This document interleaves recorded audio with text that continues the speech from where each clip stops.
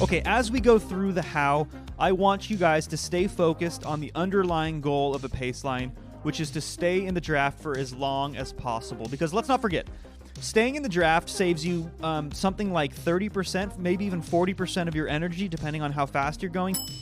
So imagine adding 30% to your functional threshold power, your FTP. Yeah, that's how well a functioning Paceline can be. That's how significant it is. So how do we do it?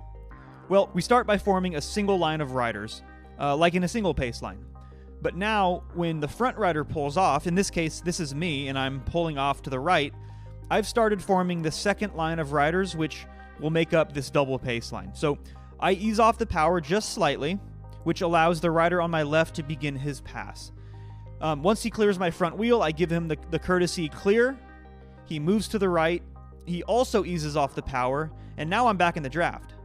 Notice we're easing off the power. I'm not totally shutting it down. I was doing about 350 watts on the front. Now I'm doing about 200 to 250 in the draft. And like magic, I'm maintaining the same speed at about 25 miles per hour. Once I reach the end of this double Paceline, hopefully I'll get a courtesy last, which is how I know it's time to switch over to the faster line of riders. And by the time I get to the front, I do this whole thing over again. Okay, but why clockwise? Well, in this case, there is a right to left crosswind, and you're always providing shelter to the faster line of riders. So in other words, the line of riders that's moving up is always on the downwind side. So when we get to the other side of the course, and there's a left to right crosswind, you see we switch directions. Now we're moving in a counterclockwise orientation. And this is the whole idea.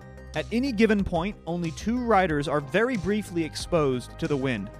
The rest of the time, you're sheltered in the draft, conserving your energy, which means collectively, as a group, almost like a school of fish or a formation of geese or something, you can distribute that workload evenly and maintain a very high rate of speed at a very low cost in energy.